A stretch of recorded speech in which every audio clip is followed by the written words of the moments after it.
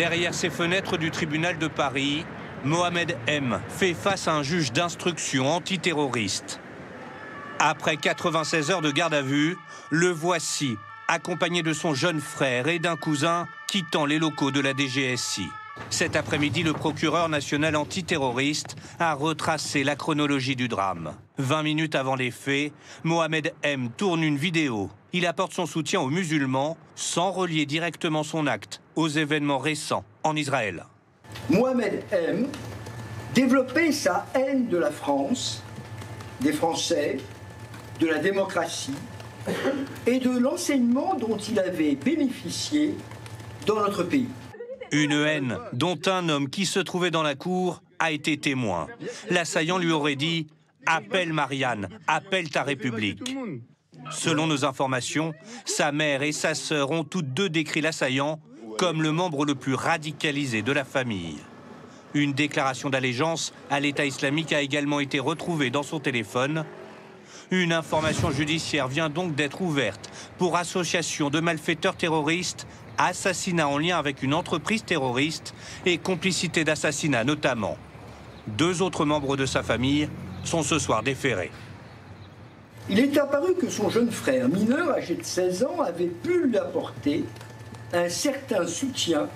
Conscient de la radicalisation de Mohamed M, il lui aurait notamment délivré des conseils sur le maniement des couteaux. Quant à son cousin, lui aussi présenté au juge, il était au courant du projet terroriste, mais ne l'aurait pas dénoncé. Un placement en détention provisoire a été requis contre les 2 frères.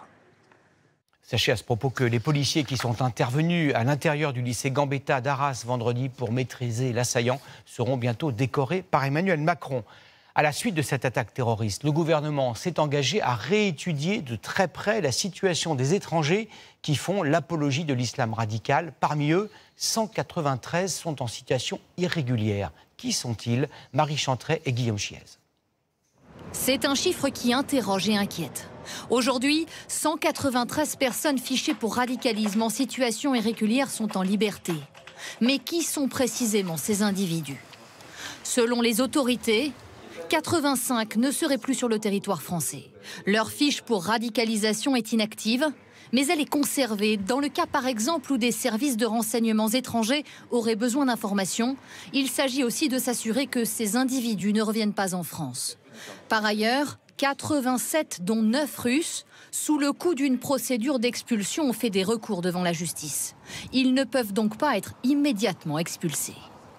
Effectivement, il y a des procédures, on est dans un état de droit, et plus une personne est dangereuse, moins elle aura de protection potentielle. Il faut le prendre en considération, et plus une personne est dangereuse, et plus on aura de possibilité de l'éloigner rapidement. Des personnes qui seront donc expulsables à l'issue de leur recours. Autre profil, ils sont 6 selon les autorités. Ces personnes dont les pays d'origine ne souhaitent pas le retour. C'est le cas de la Syrie actuellement, qui ne délivre aucun laissez-passer consulaire. Ils sont alors bloqués en France. Des personnes radicalisées qui font toutes actuellement l'objet d'une surveillance active des services de renseignement. Nous avons joint aujourd'hui un ancien officier de la DGSI qui met en avant une difficulté supplémentaire. La surveillance d'un seul individu mobilise une dizaine d'hommes par jour sur le terrain, sans compter les écoutes. On n'a pas assez de monde.